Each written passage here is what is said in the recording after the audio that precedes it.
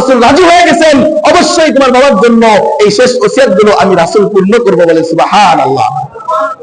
যখন যুবক ডাক দিয়ে বলে আমার আব্বা ওই ব্যক্তি, সবাই চেনেন আপনারা, আবু বকর তুমিও চিনো, ওমর তুমিও চিনো, উসমান, সমস্ত সাহাবী তোমরা সবাই চেনো। আমার আব্বা হচ্ছে আব্দুল্লাহ ইবনে উবাই ইবনে সুলুল।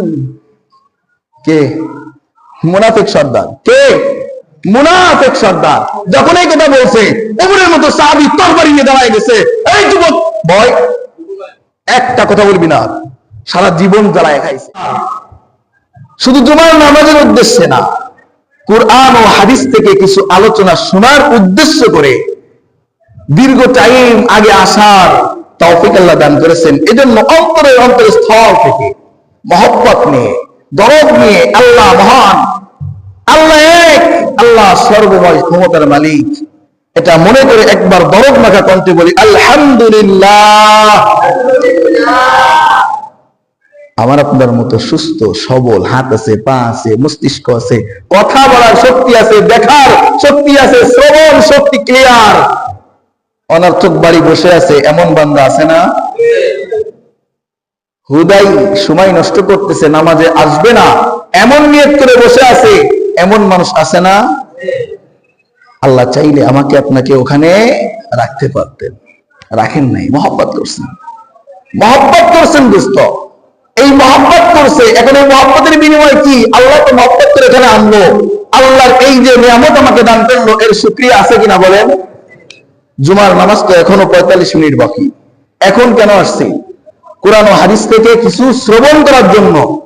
হ্যাঁ, এটার শুকরিয়া কেমন?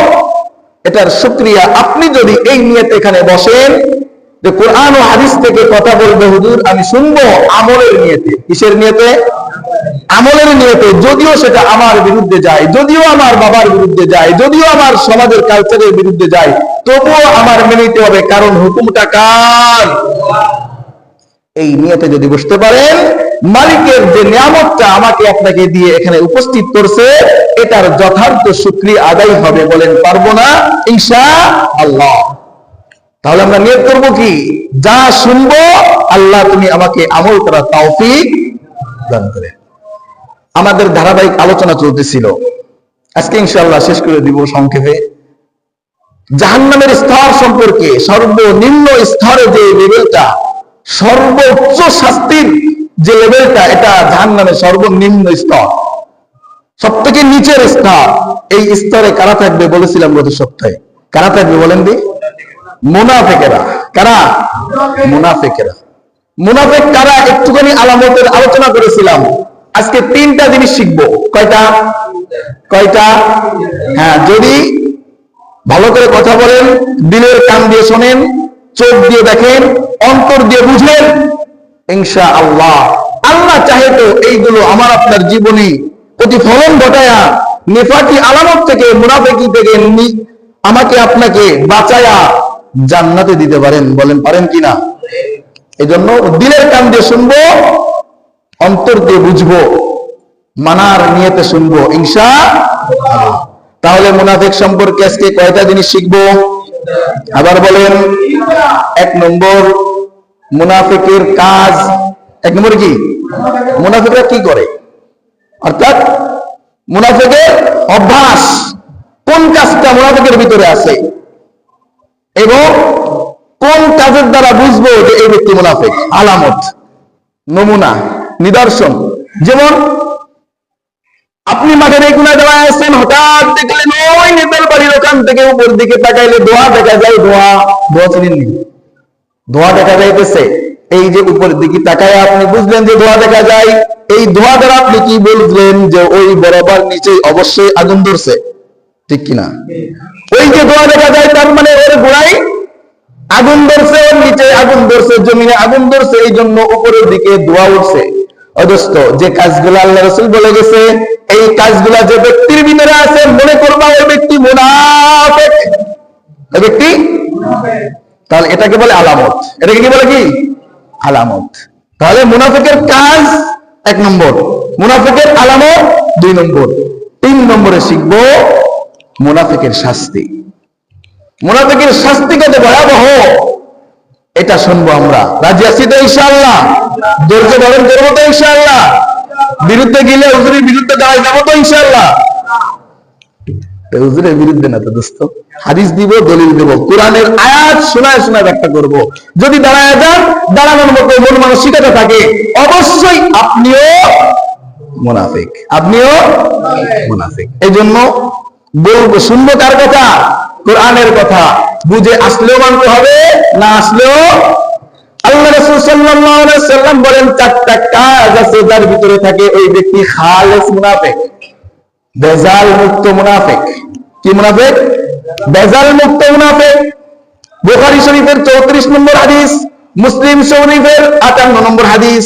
আল্লাহ রাসূল বলেন, আরবাউন মান কুন্না ফীহি, চারটা এমন জিনিস আছে যে চারটা যার ভিতরে থাকে, মান কুন্না ফীহি, যার ভিতরে পাওয়া যাবে, কানা মুনাফিকান খালিসা, এই ব্যক্তি খাঁটি বেজাল মুক্ত মুনাফিক। বলেন নাউজুবিল্লাহ। কি মুক্ত? কোনো ভেজাল নাই, কোনো ভেজাল নাই, একটা খাঁটি মুনাফিক। কয়টা কাজ? কয়টা কাজ? আল্লাহ রাসূল বলে, ইযা তুমিনা খানা, এক নম্বর, যদি তার কাছে আমানত রাখা হয় খেয়ানত করে। এক নম্বর কি? আমানত রাখা হলে, আমানত রাখা হলে খেয়ানত করে। এই আমানত বিভিন্ন প্রকার হতে পারে, টাকার আমানত হতে পারে, সন্তানের আমানত হতে পারে, সম্পদের আমানত হতে পারে, কথার আমানত হতে পারে, পারে কিনা?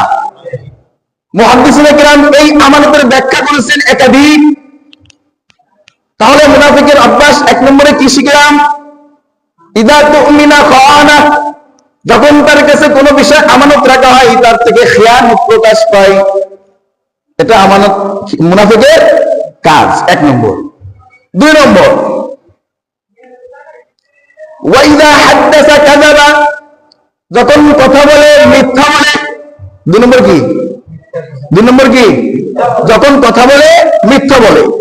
এক নম্বরে আমানত রাখলে খেয়ানত করে, দুই নম্বরে কথা বললে সত্যের সাথে মিথ্যাকে মিশ্রণ করে মানুষকে বোঝায়া দেয়। তিন নম্বর আল্লাহ রাসূল বলেন, ওয়াইদা কাসামা ফাজারা, যখন কোন মানুষের সাথে বাগদান্ডে লিপ্ত হয় তখন অকথ্য ভাষায় গালিগালাজ করে, ওই ব্যক্তিকে দুর্বলতার কথা বলে ছোট করার চেষ্টা করে। মানুষের মধ্যে, মানুষের ভিতরে তর্ক বাঁধে না? সামান্য কোনো বিষয় নিয়ে বা কোনো বড় কোনো বিষয় নিয়ে দুইজনের ভিতরে, ভাই ভাইয়ের ভিতরে, পাড়া প্রতিবেশীর ভিতরে একটু কথা কাটাকাটি হইতেই পারে। যখন দেখবেন কথা কাটাকাটি হয়েছে, কোন বিষয় না বুঝেই সে কি করতেছে, অকথ্য ভাষায় গালিগালাজ করতেছে, কটু কথা বলতেছে, বা অন্যকে ছোট করার জন্য তার দুর্বলতাগুলা মানুষের সামনে প্রকাশ করে তাকে হীন করার চেষ্টা করতেছে, নিঃসন্দেহে মনে করবেন এই ব্যক্তি মুনাফিক। তিন নম্বর, ওয়াইদা ওয়াদা গাদারা, যদি কারোর সাথে ওয়াদাবদ্ধ হয় গাদ্দারি করে। আমার কাছে 5,000 টাকা রাখো, আমি তোমাকে অমুক সময় দিয়ে দিব। বা তোমাকে বিশ্বাস করে কেউ তার সন্তানটাকে তোমার কাছে দিয়ে গেছে দোস্ত, বা ভাই, আমার বড় ভাই তোমার কাছে দিয়ে গেলাম, আমি তো অসুস্থ, হয়তো বা মরে যাব, আমি মরে যাওয়ার পর আমার সম্পত্তিগুলা সে তো ছোট বুঝে না, তুমি বড় হওয়ার পর, বালেগ হওয়ার পর, নাগরিক সার্টিফিকেট পাওয়ার পর তুমি আমার সম্পত্তিগুলো আমার ছেলেকে বুঝা দিও। ভাইয়ের হাত ধরে কথা দিলাম, আচ্ছা ভাই আপনি চিন্তা করেন না, নো টেনশন, আপনি টেনশন করেন না, আপনার সব হক আপনার সন্তানকে বুঝাই দিব। ওয়াদা করছে, কি করছে? খানা ওয়াইদা ওয়াদা গাদারা, কিন্তু সময় মতো গাদ্দারি করছে, বুঝায়া দেয় নাই। তাহলে কয়টা আলামত পাইলাম? মুনাফিকের আলামত কয়টা পাইলাম? যখন আমানত রাখা হয় খেয়ানত করে, কথা বললে মিথ্যা বলে, তর্ক বাগদণ্ডে লিপ্ত হইলে গালিগালাজ করে, কারোর সাথে ওয়াদাবদ্ধ হইলে গাদ্দারি করে। এই চারটা হচ্ছে মুনাফিকের কাজ, যার ভিতরে পাওয়া যাবে। আরবাউন মান কুন্না ফীহি কানা মুনাফিকান খালিসা, এই চারটা কাজ যার ভিতরে পাওয়া যাবে, নির্ভেজাল ভেজাল মুক্ত মুনাফিক। কে বলছেন? কে বলছেন? আল্লাহ রাসূল সাল্লাল্লাহু আলাইহি ওয়াসাল্লাম। এবার আসেন আরেকটা হাদিস শুনবো। মুসনাদ আহমদ আহমদ রহমতুল্লাহ আলাইহি তার মুসনাদের ভিতরে উল্লেখ করছেন, মুনাফিক চিনবা কি করে? এই চিনার জন্য আলামত আছে 4টা। কয়টা? হ্যাঁ, 4টা শিখলাম। মুনাফিকের অভ্যাস, মুনাফিকদের কাজ, মুনাফিকরা এই কাজগুলা করে।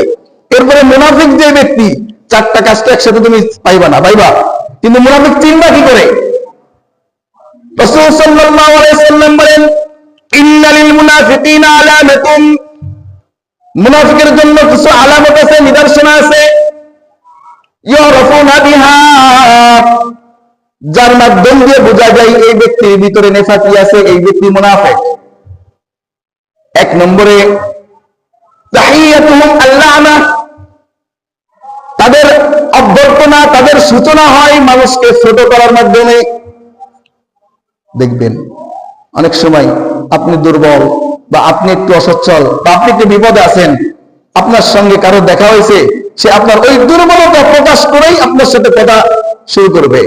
কিরে কেমন আছো, কিরে কেমন আছো, এই কথা বলার আগে বা এই কথা সূচনা করার আগে আপনার ওই দুর্বলতা প্রকাশ করবে আগে, বা আপনার কোনো শারীরিক গঠন বা আপনার কোনো অন্য প্রত্যঙ্গের বিকৃতি, যেমন কারোর হাত নাই, কারোর একটা চোখ টানা বা কারোর পা লোলা, এই ন্যাংরা কি খবর তোর, এই ন্যাংরা, এই অন্ধ, এই কানা, এই বধির, এই যে তার দোষ ত্রুটি গুলাকে দিয়ে শুরু করলো কথা, তাকে আহ্বান করলো, তার সাথে কথার সূচনা করলো, তাকে ছোট করার মাধ্যমে। আল্লাহ রাসূল বলেন, আলামাতুন ইয়ারাফুনা বিহা, এটা হচ্ছে মুনাফিকের আলামত, যে অন্যের সাথে কথাবার্তা শুরু করে আল্লাহ না, তারে ছোট করার মাধ্যমে। 2 নম্বর আলামত, ওয়া তাআমুহুম আল-লু'বা, তাদের ভক্ষণকৃত খাবারটা হয় হারাম মিশ্রিত। কি মিশ্রিত? হারাম মিশ্রিত।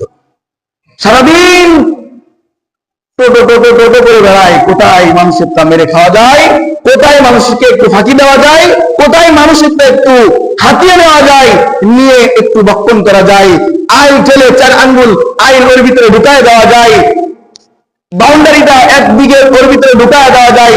এভাবে তাদের চিন্তা ফিকির সবসময় থাকে মানুষকে কিভাবে ঠকায়া নিজে ভক্ষণ করতে পারে।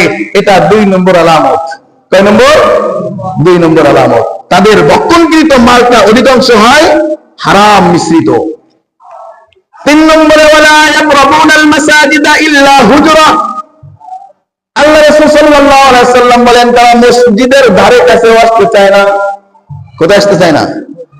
মসজিদের ধারে কাছে আসতে চায় না। আল্লাহ রাসূল বলেন, ওয়ালা ইয়াকরাবুনাস সালাহ ওয়ালা ইয়াকরাবুনাল মাসাজিদ, মসজিদের ধারে কাছে আসতে চায় না, ইল্লা হুজরা, হ্যাঁ তবে আসে প্রতিনিয়ত, আসতে চায় না তবুও আসে প্রতিনিয়ত। কি জন্য? হুজরা। আল্লাহ রাসূল বলেন, সমাজ রক্ষার্থে। কি রক্ষার্থে?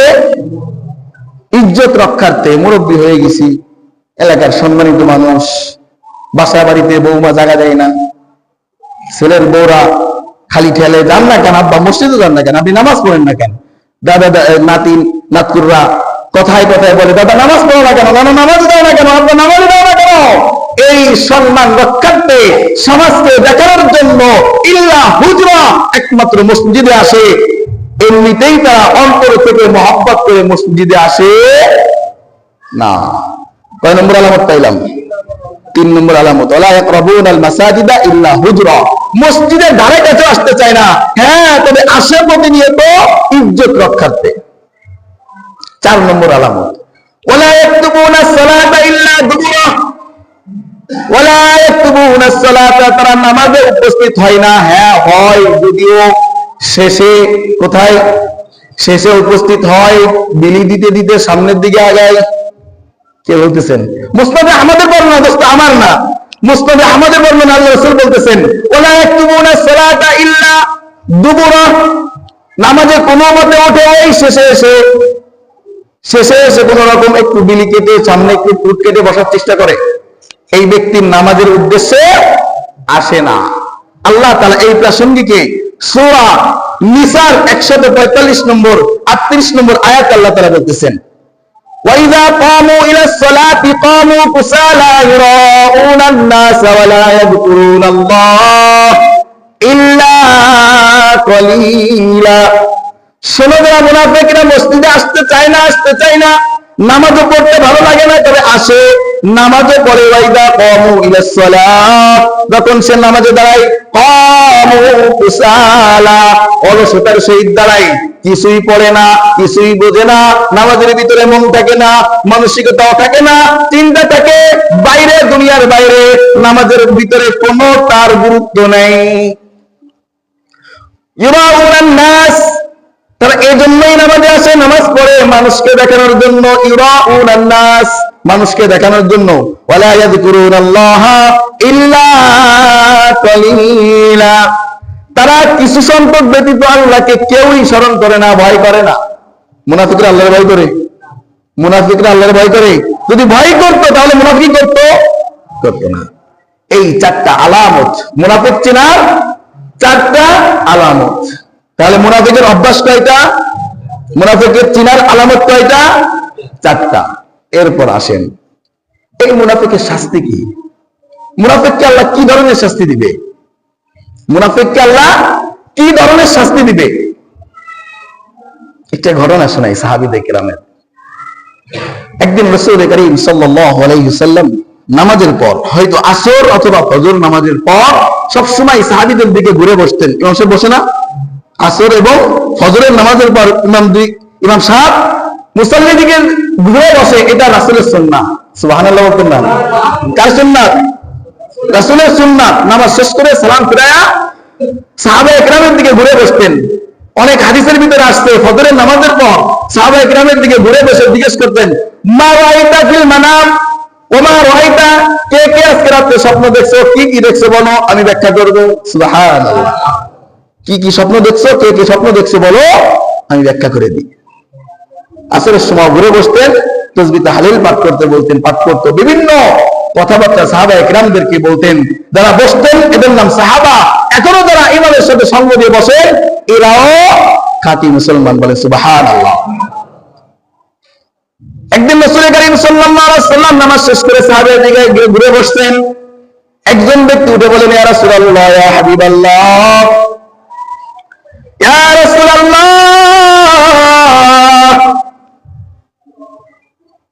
আমাকে অভয় দিলে আমি কিছু কথা বলতাম আপনার সাথে। আল্লাহ রাসূল সাল্লাল্লাহু আলাইহি ওয়াসাল্লাম বড় মনের মানুষ, অবশ্যই তুমি কথা বলবা না কেন, বলো। যুবক ডাক দিয়ে বলে, ইয়া রাসূলুল্লাহ, ইয়া হাবিবাল্লাহ, আমার বাবা ইন্তেকাল করেছেন, তবে আমার বাবা ইন্তেকাল করার আগে আমাকে চারটা ওসিয়াত করে গেছেন। কয়টা? ভালো করে বুঝেন। আমাকে চারটা ওসিয়াত করে গেছে, যে ওসিয়াতগুলো আপনার উপরে, আপনার কাছে পৌঁছায় দিতে বলছে। ইয়া রাসূলুল্লাহ, ইয়া হাবিবাল্লাহ, আপনি অভয় দিলে আমি ওসিয়াতগুলো পেশ করতাম। আল্লাহ রাসূল সাল্লাল্লাহু আলাইহি ওয়াসাল্লাম বলেন, অবশ্যই বলো, কি বলছে? বলে, আমার আব্বা মরে যাওয়ার আগে বলছে, আমি যখন মারা যাব আমাকে গোসল দেবে তোমার নবী, আমার নবী হযরত মুহাম্মদ মুস্তাফা সাল্লাল্লাহু আলাইহি ওয়াসাল্লাম। এক নম্বর শর্ত, এক নম্বর ওসিয়াত, তুমি তোমার রাসূলকে বলবা আমি মরে যাওয়ার পর আমাকে গোসল দিবে কে? বলেন না, কে দিবে? দুই নম্বর ওসিয়াত, আমাকে গোসল দেওয়ার পর, কাফন পরানোর আগে। দোস্ত ভালো করে বুঝেন, আমার আপনার সাথে এমন ঘটনা ঘটতে পারে। আমাকে কাফনের আগে, গোসলের পরে রাসূল নিজের মুখে থুতু নিয়ে আমার মুখমণ্ডলে এবং শরীরে লেপে দিবে। বলেন না সুবহানাল্লাহ। কেন বলছেন এই কথা জানেন? কেন বলছেন জানেন? এর ভিতরে কত গভীরতা আছে, এর ভিতরে কত ব্যাখ্যা লুকায় আছে জানেন? সন্তানরা ডাক দিয়ে বলে, সন্তান, আমি মরে গেলে আমাকে গোসল দেবে তোর নবী, আমার নবী হযরত মুহাম্মদ মুস্তাফা সাল্লাল্লাহু আলাইহি ওয়াসাল্লাম। দুই নম্বর কাজ করবে, রাসূলের মুখের থুতু নিয়ে আমার মুখমণ্ডলে এবং শরীরে লেপে দিবে। তিন নম্বর কাজটা, রাসূল তার নিজের পোশাক খুলে একটা জামা আমার জন্য কাফন হিসেবে পরায় দিবে। সুবহানাল্লাহ। কার জামা? রাসূলের জামা যেখানে লাগবে দোস্ত জাহান্নামের আগুন লাগতো, রাসূলের মুখের থুতু যেখানে লাগবে সেখানেও জাহান্নামের আগুন হারাম। আহা, এই সুন্নাহর কত দাম জানেন? ফাঁকে একটা কথা বলি, মুসা আলাইহিস সালাতু ওয়াস সালাম যখন ফেরাউনের দাবল খেয়ে ফেরাউনের শত্রুর কবলে পড়ে যখন দৌড়ায় নীল নদের পরে আসছে, নীল নদের পরে আসে আল্লাহর কাছে দোয়া করতে চাই, আল্লাহ সামনে তো নীল নদ, আর তো রক্ষা নেই, এই নীল নদ পার হবো কিভাবে, অসম্ভব। আল্লাহ তাআলা বললেন না তখন বলা তাহজানে মুসা, মুসা তুই আমার গোলাম, তুই কোনো টেনশন করিস না, কারণ বান্দার চেষ্টা শেষ আল্লাহর রহমত। বলেন না কেন, বান্দার চেষ্টা শেষ আল্লাহর রহমত। মুসা তুমি চেষ্টা করেছো, সামনে নীল নদ বেঁধে গেছে, তোমার চেষ্টার আর জায়গা নেই, এখন আমি আল্লাহর কুদরত দেখবা। বলেন সুবহানাল্লাহ, আমি আল্লাহর কুদরত দেখবা। দাও দাও দাও, তোমার হাতের লাঠিটা দিয়ে সমুদ্রের ভিতরে বাড়ি দাও। মুসা আলাইহিস সালাম সমুদ্রের ভিতরে বাড়ি দিতে দেরি, একাধিক রাস্তা হইতে দেরি হয় নাই। সুবহানাল্লাহ, এই রাস্তা দিয়ে যখন মুসা আলাইহিস সালাম তার বাহিনী নিয়ে ওপারে পার হয়ে গেছে, যাওয়ার পর ফেরাউন আসছে, ওইদিকে আমার উদ্দেশ্য না। যখন মুসা তার বাহিনী নিয়ে ওপারে চলে গেছে, যাওয়ার পর মুসার বাহিনীর ভিতরে একটা ব্যক্তির নাম ছিল মুসা, একটা ব্যক্তির নামও ছিল মুসা। যখন ওই পরে গেছে, মুসা আলাইহিস সালাম আল্লাহকে ডাক দিয়ে বলছে, আল্লাহ বিপদের হাত থেকে বাঁচাইলা, আর একটা বিপদ সাথে দিয়ে দিলা। বিপদের হাত থেকে বাঁচাইলা, আর একটা বিপদ আমার সাথে তো দিয়ে দিলা। কেন মুসা এমন কথা কস কে? মুসা ডাক দিয়ে বলে, এই যে আমার বাহিনীর ভিতরে মুসা নামক আর একটা শয়তান আছে, এ তো আমার সঙ্গে থেকে আমার জাতিকে আমার বিরুদ্ধে এড়িয়ে দেয়, আমার সাথে থাকে, অবশ্য আমার বাহিনীকে আমার উম্মতকে আমার পিছনেই লেলিয়ে দেয়। আসেনি এমন কিছু সমাজ লোক? আসেনি? আছে, ভালো কথা বলবে আপনাকে। আরে বাবা, তার মতো দরবেশের সাধু আপনার সামনে বিদ্যা হইতো না, কিন্তু পিছনে যায় দূরার লগে লগে অমুকের বাচ্চা তোমাকে বাচ্চা মারে, ওটা দেখে আসি দা। আসেনি? কয়নি? এটাও মুনাফিকের আলামত। এটা কিসের আলামত? মুনাফিকের আলামত। মুসা ডাকতে বলে, আল্লাহ এই যে মুসা নামক এই ব্যক্তিকে আমার জাতির সঙ্গে তুমি পার করে দিলা নীল নদ, এখন তো বিপদ একটা কাটাইছি, আর একটা তো ঢুকে গেছে। মুসা ডাকতে বলে, কেন রে বিপদকে? আল্লাহ ডাকতে বলে, মুসা কেন বিপদ কেন? বলে এই ব্যক্তি তো আমার জাতিকে আমার পিছনে লেলিয়ে দেয়। এই মুসার দ্বারা পরবর্তীতে জানা গেছে যে মুসার কওমেরা পরবর্তীতে গাভীর বাচ্চার পূজা শুরু করেছিল, আর এই শুরু করাইছিল এই মুসা নামক ব্যক্তি। তখন আল্লাহ বলল, মুসা রে, মুসা শোন না, যখন তোর বাহিনীর সাথে এই মুসাও পার হইতে লাগে, তখন আমাকে ফেরেশতা দাবি করে, আল্লাহ এই যে মুসা পার হইতেছে তোমার নবীর পয়গম্বরের সাথে, এ তো মুনাফিক, এ তো তোমার নবীর পিছনে বেশি লাগে, এ তো তোমার নবীর পিছনে বেশি কুলুপ্তি করে, আল্লাহ তুমি এরে কেন ডুবাইতেছ না? এর অনুমতি দাও না, এরে ফিরাউনের সাথে ডুবাইয়া মেরে ফেলি। তখন মুসা জানো, তখন আমি কিন্তু মারতে পারি নাই তাকে। আল্লাহ বলতেছে মুসাকে, মুসা আমি তাকে মারতে পারি নাই, কেন জানোস? মুসা ডাকতে বলে, কেন আল্লাহ? তার চেহারার দিকে একটু তাকা না, তুই তার মুখের দিকে একটু তাকা। মুসা তাকাইছে, তাকাই বলে, কি হয়েছে? বলে, তোর মুখের চেহারা, তোর মুখের স্টাইল, তোর চুলের স্টাইল, তোর দাড়ির স্টাইল যেমন ওই মুনাফিক মুসার স্টাইল ও তার মুখেও দাঁড়িয়ে আছে, তোর চেহারার সাথে বরাবর হয়ে যায় রে মুসা। এই মুসা, যে ব্যক্তির চেহারাটা আমার পয়গম্বরের চেহারার সাথে মিল পায়, আমার পক্ষ থেকে আমার গোলামের সাথে যে গোলামের মিল হয়ে যায়, আমি আল্লাহর মনে দয়া হয়ে যায়, তাকে কিভাবে ওই মাথা পানির ভিতরে চুবাইয়া মৃত্যুবরণ দেই। মুসারে আমি পারি নাই, আমি পারি নাই। যখন তাকে মারতে গেছি, তোর চেহারার ভিতরে দাঁড়িয়ে আছে, ওই মুসার চেহারার ভিতরে দাঁড়িয়ে আছে, তোর সাথে মিল থাকার কারণে রে মুসা, আমি ওই মুসা নামক মুনাফিককে মারতে পারি নাই। সুবহানাল্লাহ। আহা, একটা সুন্নাতের দাম, একটা সুন্নাতের দাম। ও দোস্ত, নিয়ে যাও না একটা দাড়ি, একটা সুন্নাত নিয়ে যাও না, কবরে নিয়ে যাও। আর এখন তো স্টাইল বেরিয়েছে বক্স, এই বক্স দাড়ি না দোস্ত, এই বক্স দাড়ি না, সুন্নতের সাথে টিটকারি, সুন্নতের সাথে মস্কারি। দাড়ি রাখা সুন্নাহ ওয়াজিব, দাড়ি রাখা ওয়াজিব। কতটুকু? কতটুকু? এক মুষ্টি। এক মুষ্টির কম হইলেও আপনার দাড়ি নামক সুন্নাহ পালন হবে না। এক মুষ্টির কম হইলে, সাদা হোক কাটা হোক, শাসা হোক, শাসলেও যে গুণা, ছোট থাকলেও সেই গুণা। কতটুকু রাখতে হবে? এক মুষ্টি। এই আছে একটা সুন্নাহর দাম। ওই যুবক দাঁড়িয়ে বলে, ইয়া রাসূলুল্লাহ, ইয়া হাবিবাল্লাহ, 2 নম্বর 3 নম্বর শর্ত দিছিল, আপনার পরনের পোশাক জুব্বা মোবারক একটা আমার আব্বার কাফন বানানোর জন্য। সাহাবায়ে কিরাম হতভম্ব হয়ে যুবকের দিকে তাকায় আছে। যুবক কি কয়, এর বাবা কত বড় আল্লাহর ওলি, এর বাবা কত বড় আল্লাহ প্রেমিক, আল্লাহ রাসূল প্রেমিক, আশিকে রাসূল, রাসূলকে কত মহব্বত করে, রাসূলের নিজের হাতে গোসল দিবে, রাসূলের থুতু মুবারক তার শরীরে লেপন করবে, রাসূলের পরনের পোশাক তার কাফন বানাবে। 4 নম্বর শর্ত, ইয়া রাসূলুল্লাহ, আপনি নিজে গোরস্থানে নেমে, কবরে নেমে নিজে হাতে লাশটা শয়ন করে দিবেন। কয়টা শর্ত দিল? 4টা ওসিয়ত করে গেল। তোমার রাসূলকে, তোমার নবীকে বলো আমাকে যেন নিজে হাতে গোসল দেয়, তার থুতু মুবারক আমার শরীরে মুখে লেপন করে দেয়, তার পরনের একটা পোশাক আমার জানাজার আমার কাফন বানায় দেয়, আর আমার কবরে নেমে রাসূল নিজে হাতে যেন লাশটা কবরে রাখে। এই 4টা শর্ত, এই 4টা ওসিয়ত করেছে। ইয়া রাসূলুল্লাহ, ইয়া হাবিবাল্লাহ, আপনার কাছে 2 হাত জোর করে বলি, ইয়া রাসূলুল্লাহ, আমার এই বাবার ওসিয়ত গুলো কি আপনি পূরণ করবেন? যখন এই অনুনয় বিনয় করে বাবার জন্য 2 চোখের পানি ছেড়ে দিয়েছে, দোস্ত, ওমরে ফারুকের মতো সাহাবী, আবু বকরের মতো সাহাবী, উসমানের মতো সাহাবী তাকায় আছে, শুনে চোখে পানি চলে আসছে। না জানি তোর আব্বা কত বড় আল্লাহর ওলি। এই যুবক, বল না তোর বাবার নাম কি? এই যুবক, বল না তোর আব্বার নাম কি? বাবা, তোমার বাবা এত সুন্দর সুন্দর 4টা ওসিয়ত করে গেছে, আল্লাহ রাসূল রাজি হয়ে গেছেন, অবশ্যই তোমার বাবার জন্য এই শেষ ওসিয়ত গুলো আমি রাসূল পূর্ণ করব। বলে সুবহানাল্লাহ।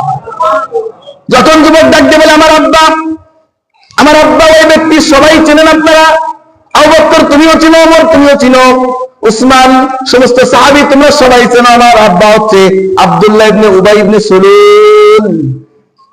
কে? মুনাফিক সর্দার। কে? মুনাফিক সর্দার। যখন এই কথা বলছে, ওমরের মতো সাহাবী তরবারি নিয়ে দাঁড়ায় গেছে। এই যুবক, ভয়, একটা কথা বলবি না। সারা জীবন জ্বালায় খাইছে, সারা জীবন জ্বালায় খাইছে। দোস্ত, জানাজাকে সামনে নিয়ে দোয়া চাইবা, কেমন ছিল লোক, কেমন ছিল লোক, কেমন ছিল লোক, নো, এই কমান্ড এলাও না, আল্লাহ তাআলার কাছে গ্রহণযোগ্য না। আরে দোয়া তো মনের থেকে আসে দোস্ত, দোয়া তো মন থেকে আসবে। আপনি মরে গেলে একটা স্বস্তির নিঃশ্বাস ত্যাগ করবে জাতি, আহা আল্লাহ মুক্তি দান করছে। হ্যাঁ, আপনার জন্য নাজাত, দোয়া, জানাজাত কোনোটাই কাজে লাগবে না। দোয়াটা মন থেকে আসতে হবে। আপনার মৃত্যুর কথা শুনে অটোমেটিকলি চোখের কোনায় পানি জমে যাবে। হাই, একটা মানুষ বিদায় নিল যার কাছে গিয়ে দরিদ্ররা আশ্রয় পেত, অসহায়রা সহায় পেত, যার দিকে তাকাইলে নির্ভরসা মানুষগুলা ভরসার প্রতিচ্ছবি খুঁজে পেত। সাবধান, সাবধান দোস্ত, জানাজাকে সামনে নিয়ে যাওয়ার মানুষের মন থেকে তোমার জন্য দোয়া আসে। আল্লাহু আকবার। আল্লাহ আমাদেরকে সঠিক বুঝদান করুক, সবাই বলি আমিন। ওমর দাঁড়ায় বলে, যুবক তুই ভয় কথা বলবি না, সারা জীবন জ্বালাই খাইছে, রাসূলের বিরুদ্ধে চক্রান্ত করছে, সবসময় রাসূলের পিছনে লেগে আছে, আমরা মুসলমানের পিছনে লেগে আছে, কখনোই আমাদেরকে শান্তিতে থাকতে দেয় নাই। এমন ব্যক্তির জন্য আল্লাহ রাসূল কখনোই এই ওসিয়ত গুলো পূর্ণ করতো না। কে বলে? কে বলে? কে বলে? ওমর বলে। ওমরের কথা শুনে আল্লাহ রাসূল বলেন, না ওমর তুমি বসো, চুপ করো, কারণ রাসূল তো রাহমাতুল লিল আলামিন। আরে প্রতিটা মাখলুকের জন্য রহমত কে? রাসূলুল্লাহ সাল্লাল্লাহু আলাইহি ওয়াসাল্লাম। আল্লাহ রাসূলের অন্তরে তো দয়া জমা হয়ে গেছে। আল্লাহ রাসূল বলেন, চলো যুবক, চলো তোমার বাবার জানাজা পড়াবো। ওমর পিছন দিয়ে বলেন, না ইয়া রাসূলুল্লাহ আপনি যাইতে পারবেন না। কে বলে? হাদিসের ভিতরে আসছে, ওমর জানাজাকে ধরছে আল্লাহ রাসূলের, না ইয়া রাসূলুল্লাহ আপনি এই মুনাফিকের জানাজা পড়াইতে পারবেন না, এই মুনাফিককে গোসল দিতে পারবেন না, এই মুনাফিকের শরীরে আপনার পবিত্র যুদ্ধ মোবারক ঢুকাইতে পারবেন না। ইয়া রাসূলুল্লাহ, আল্লাহ তাআলার এই ওমরের কথাটা বড় ভালো লেগে গেছে। সুবহানাল্লাহ। ওমরের কথাটা আল্লাহর বড় ভালো লেগে গেছে। আল্লাহ সঙ্গে সঙ্গে আয়াত নাযিল করে দিয়েছে, সূরা মুনাফিকের 6 নম্বর আয়াত, সাওয়াউন আলাইহিম আনজারতাহুম সাওয়াউন আলাইহিম ইস্তাগফারতা লাহুম আও লাম তাস্তাগফির লাহুম লা ইয়াগফিরাল্লাহু লাহুম আল্লাহু লা ইয়াহদিল কওমাজ জালিমিন। এ নবী শোনো, তুমি যতই জানাজা পড়াও না কেন, যতই তোমার জুব্বা মুনাফিকের শরীরে ঢুকায় দাও না কেন, যতই তোমার থুতু মুবারক এর চেহারার ভিতরে লেপন করে দাও না কেন, যতই তুমি কবরে নেমে নিজে হাতে মুনাফিকের লাশ কবরে রাখো না কেন, আমি আল্লাহ এদেরকে মাফ করব না। নাউজুবিল্লাহ বলতেন না? কে বললেন? কে বললেন? আরে দোস্ত, তো ছোট কথা বললেন, এত ছোট কথা বললেন। সূরা তাওবার ভিতরে আল্লাহ সূরা তাওবার 186 নম্বর আয়াতে ওখানে বলতেছে, ইস্তাগফির লাহুম আও লাম তাস্তাগফির লাহুম ইন তাস্তাগফির লাহুম 70 মাররা ফালান ইয়াগফিরাল্লাহু লাহুম ওয়াল্লাহু লা ইয়াহদিল কওমাজ যালিমিন। আল্লাহ সূরা তাওবার 146 নম্বর আয়াতে বলতেছে, ইস্তাগফির লাহুম। এ নবী, যখন এই আয়াত নাযিল হয়েছে, ইয়া রাসূলুল্লাহ, ইয়া হাবিবাল্লাহ, আপনি যাইতে পারবেন না, ওমর টেনে ধরছে। আল্লাহ রাসূল তবু ওমরের হাত থেকে জামাকে ছিছড়ায়া নিয়ে যাইতেছে, সামনের দিকে আগাইতেছে, জানাজা দিকে রওনা হইতেছে। তখন আল্লাহ তাআলা আয়াত নাযিল করেছে, সাওয়াউন আলাইহিম ইস্তাগফারতা লাহুম আম লাম তাস্তাগফির লাহুম। আপনি এই মুনাফিকের জন্য তওবা করেন আর না করেন বরাবর, তওবা করেন আর না করেন সাওয়াউন, বরাবর, নট এলাও। আপনার ইস্তেগফার গ্রহণযোগ্য না মালিকের কাছে, কারণ এই ব্যক্তি কে? মুনাফিক। আল্লাহ রাসূল তবু হাঁটতেছে, সামনের দিকে যাইতেছে, ওহী নাযিল হয়ে গেছে। তবু আল্লাহ রাসূলের ভিতরে একটা ব্যথা, আমার উম্মত যদি আল্লাহ একটু মাফ করে। এই কথা, এই আয়াত নাযিল হওয়ার পরে আল্লাহ রাসূল বললেন, আমি একবার তওবা করলে যদি আল্লাহ গ্রহণ না করে, আমি বারংবার তওবা করতে থাকবো। কি করবে? বারংবার উবাই ইবনে আব্দুল্লাহ ইবনে উবাই ইবনে সুলুলের জন্য তওবা করতে থাকবে। আল্লাহ তাআলা আবার তাওবার 146 নম্বর আয়াত আবার নাযিল করে দিলেন। তাওবার 80 নম্বর আয়াত দেখেন, বলতেছে, ইস্তাগফির লাহুম আম লাম তাস্তাগফির লাহুম। ইস্তাগফির লাহুম, আপনি তার জন্য কি করবেন? তওবা করবেন। আও লা তাস্তাগফির লাহুম, অথবা করবেন না। ইন তাস্তাগফির লাহুম 70 মাররা, আপনি যদি তওবা করতে করতে 70 বার তওবা করেন, কয়বার? 70 বার যদি তওবা করেন, আল্লাহ বলতেছে, ফালাই ইয়াগফিরাল্লাহু লাহুম, আল্লাহ মাফ করতেন না। আল্লাহ মাফ করতেন না দোস্ত, আল্লাহ মাফ করতেন না। জানাজার সামনে নিয়ে যতই ইমাম সাহেব স্লোগান দিক, সম্মানিত ব্যক্তি ছিল, আমাদের হেতাকাঙ্ক্ষী ছিল, এটা ছিল, সেটা ছিল, সমাজসেবক ছিল, এ সেবক ছিল, সে সেবক ছিল, সবাই মাফ করে দেন। ও দোস্ত, যতই তুমি এই কথা স্লোগান দেয় না কেন, ইমাম সাহেব যতই ক্ষমা চাক না কেন, অন্তর থেকে যদি তোমার বিরুদ্ধে মালিকের দরবারে মামলা দায়ের করে দেয়, খোদার কসম দোস্ত, লিখে রাখতে পারো, লিখে রাখতে পারো, আল্লাহ তাআলা তোমাকে ক্ষমা করতো। আল্লাহ বলতেছে, দোস্ত, তুমি যদি ইনতাস্তাগফির লাহুম 70 মাররা, একবার না, দুইবার না, 70 বারও যদি তওবা করো। এই 70 বার দ্বারা উদ্দেশ্য কি? 70 বার না। দেখবেন যে কেউ যদি আপনার কাছে কিছু দাবি করে, দোস্ত চাইলে কাজ হইতো না, তুই 100 বার চাইলে দিতাম না, এগুলা কইলে আমরা না। 100 বার দ্বারা কি 100 বার নাকি? তুই বারবার চাইলে, সারা জীবন চাইলেও তোরে দেবো না, তুই 1000 বার চাইলেও তোরে দিব না। আল্লাহ তাআলা এটাই বুঝাইছে, 70 বার দ্বারা এটা বুঝাইছে, দোস্ত তুমি একবার না, দুইবার না, এর জানাজা যদি বারংবার পড়ো, বারংবার আমি আল্লাহর কাছে এই মুনাফিকের জন্য তওবা করো, ফালাই ইয়াগফিরাল্লাহু লাহুম, আমি আল্লাহকে মাফ করব না। যালিকা বিআন্নাহুম কাফারু, কারণ এরা আমার আয়াতকে অস্বীকার করত, আমার কোরআন তেলাওয়াত করে শুনাইলে এদের ভালো লাগতো না, আর তুমি রাসূলের কথা শুনাইলে গার ভিতরে বিছু দিত, গার ভিতরে কাটা দিত, এদেরকে আমি আল্লাহ মাফ করব না। কেন? আল্লাহু লা ইয়াহদিল কওমাল ফাসিকিন, এই সমস্ত ফাসিকদেরকে আল্লাহ তাআলা হেদায়েত দেন না, মাফ করেন না। ও দোস্ত, কি মনে করলেন এটা দুনিয়ার ঘোষণা? দোস্তরে কি মনে করলেন আল্লাহ রাসূল নিজের জুব্বা মুবারক কোথায় দিব? আল্লাহ রাসূল নিজে জানাজা পড়াইব, আল্লাহ রাসূল নিজে নেমে কবরে শয়ন করে দিব, আল্লাহ রাসূল নিজে হাতে গোসল দিবে, আল্লাহ রাসূলের থুতু মুবারক লেপন করে দিবে। এরপরও আল্লাহ কি বলে? এরা মুনাফিক, এরা মুনাফিক, এদেরকে আমি আল্লাহ মাফ করতাম না। এটা দুনিয়ার মানুষকে জানাই দিয়েছে দোস্ত, আর আখিরাতে তো বলে দিয়েছে, ইন্নাল মুনাফিকিনা ফিদ দারকিল আসফালি মিনান নার। আরে জাহান্নামে কাল কিয়ামতের ময়দানে জাহান্নামকে আমি উত্তপ্ত করেছি, জাহান্নামকে আমি আযাব দিয়ে সাজাইছি, সবথেকে কঠোর এবং কঠিন আযাব রাখছি এই নেমো খারাপ মুনাফিকদের জন্য। বলেন নাউজুবিল্লাহ। এইজন্য দোস্ত আসেন আসেন দোস্ত, ফিরে আসি। আসেন, যাদের ভিতরে এমন স্বভাব চরিত্র আছে, আসেন ফিরে আসি। মানুষের দিকে তাকাইলে যার মন থেকে তোমার জন্য বদদোয়া আসে, যার মন থেকে তোমার জন্য অভিশাপ আসে, এমন অভিশাপ থেকে বাঁচার চেষ্টা করি। মানুষের হক মেরে খাইছো, আসো মাপ চেয়ে যাও। মরার আগে দুই হাত জোরে করে বলতেছি দোস্ত, তুমি যদি বলো হুজুর পায়ে ধরেন, আমি পায়ে ধরতে রাজি আছি দোস্ত। আসো, ফিরে আসো। আল্লাহর দরজা, তওবার দরজা বন্ধ হয়ে যায় নাই। আল্লাহ বলেছে লা তাকনাতু মির রাহমাতিল্লাহ। এই দোস্ত, তুই কত গুনাহ করছস, আয় ফিরে আয়, তওবা কর। বেঁচে থাকতে তওবা কর। তুই মরে গেলে তোর আওলাদ, পুত্র, হুজুর, ইমাম সাহেব, কাবার ইমাম আইনেও যদি তওবা করাস, তোর পক্ষে আমি আল্লাহ তওবা গ্রহণ করতাম না। তোর জীবন থাকতে, তোর নিঃশ্বাস থাকতে, তোর হায়াত থাকতে আয়। পরের হক মেরে খাইছস, ক্ষমা চা। তুই মানুষের উপরে জুলুম করছস, ক্ষমা চা। আমি আল্লাহর সাথে অন্যায় করছো, অবিচার করছো, মাপ চা। আমি আল্লাহ তোকে মাফ করে দিব। মাফের দুয়ার তোর শেষ নিঃশ্বাস ত্যাগ করার আগ পর্যন্ত। শেষ নিঃশ্বাস ত্যাগ করলে তোকে আর মাফ করার কোনো লাইন নাই। আয় আয়, ফিরে আয়। অবস্থ আসেন, এই স্বভাব চরিত্রগুলা, এই আলামতগুলা, এই অভ্যাসগুলা যাদের ভিতরে আছে, আমরা পরিত্যাগ করবো তো ইনশাআল্লাহ। আসেন, ফিরে আসি। আসেন, ফিরে আসি দোস্ত। এই কোরআন হাদিসের বিরুদ্ধতা এগুলা না করি দোস্ত। জানাজা পড়ানো অনেক বড় একটা ভাগ্যের ব্যাপার। আলেমদের হাতে দাফন হওয়াটা অনেক বড় ভাগ্যের ব্যাপার। আলেমদের হাতে গোসল হওয়াটা অনেক বড় ভাগ্যের ব্যাপার। মুহাদ্দিসিনে কেরাম এই হাদিসের এই তাফসীরের ব্যাখ্যায় বলেন যে আল্লাহ রাসূলের হাত থেকে মুনাফিক সর্দার গোসল কেন চাইলো? আল্লাহ রাসূলের হাত থেকে নিজে কবরে শুইতে কেন চাইলো? আল্লাহ রাসূলের জানাজা কেন চাইলো? আল্লাহ রাসূলের পক্ষ থেকে থুতু মুবারকটা লেপন কেন চাইলো?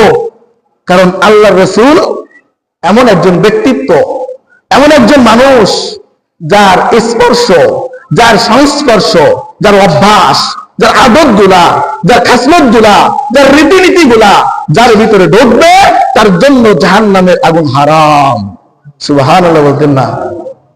এই জন্য আল্লাহ রাসূলের সোহবত চাইছে।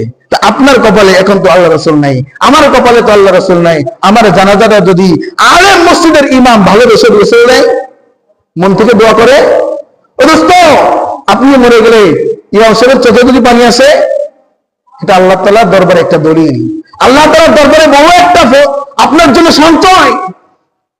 অথচ আপনি বিপদে পড়লে, আপনি মারা গেলে এলাকার মানুষ, ইমাম সাহেব পর্যন্ত আপনার জন্য শুকরিয়া আদায় করে, আলহামদুলিল্লাহ ফিতনা মুক্ত হইছি। আল্লাহু আকবার। এমন অভ্যাসগুলো পরিত্যাগ করতে হবে দোস্ত। আসেন, তওবা করেন, ভালো হন, হাতে হাত রেখে মালিকের কাছে ইস্তেগফার করেন। ওয়াদা দিলাম আপনার গোসল আমি নিজে হাতে দিব। এমন অভ্যাস থাকে, আসেন মাপ চান, ওয়াদা দিলাম আপনাকে আমি নিজে নেমে কবরে শোয়াইবো। শুধু আমি বলে আমার কথা কইতাছি না, প্রত্যেকটা আলেমের সাথে এমন ব্যবহার করেন যে মরে গেলে কমপক্ষে শুনে ছুটে আসে, ভাই এই মানুষটার জানাজায় শরীক হওয়া দরকার। যদি দেশেও চলে যায়, ছুটেও চলে যায়, সেখান থেকে আপনার জন্য যেন টান আসে, না এই ব্যক্তির জানাজায় একটু উপস্থিত হয়। এই ব্যক্তি অসুস্থ হইলে না মনটা একটু কাঁদে, একটু ব্যথা লাগে, এমন কিছু অর্জন করেন। এমন কিছু অর্জন করেন না, মন থেকে, অন্তর থেকে, ভিতর থেকে একটা স্বস্তির নিঃশ্বাস বের হয়, আহা এলাকার মানুষগুলা বাড়ছে, পারবো তো ইনশাআল্লাহ। আসেন দোস্ত, আহ্বান আল্লাহর পক্ষ থেকে, আল্লাহ রাসূলের পক্ষ থেকে বারবার সতর্ক করছে।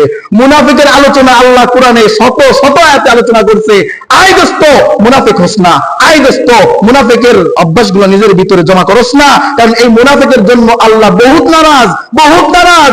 রাসূল পর্যন্ত রাসূলকে সতর্ক করে দিল, আপনি একবার কেন, আপনি তওবা করলে কি না করলে কি, মুনাফিককে আমি আল্লাহ ক্ষমা করতাম না। আপনি একবার কেন, 100 বারও যদি তওবা করেন তবু আমি আল্লাহ মুনাফিককে ক্ষমা করব। আল্লাহ তাআলা আমাদের সবাইকে সঠিকটা বুঝে, সঠিকটা খুঁজে, সঠিক রাস্তায় আসার তৌফিক দান করুক। সবাই বলি আমিন। ওয়া আখিরু দাওয়ানা আলহামদুলিল্লাহি রাব্বিল আলামিন। যারা সুন্নাত পড়ে নাই 4 রাকাত ক্বাবলা সুন্নাত পড়ে দেয়।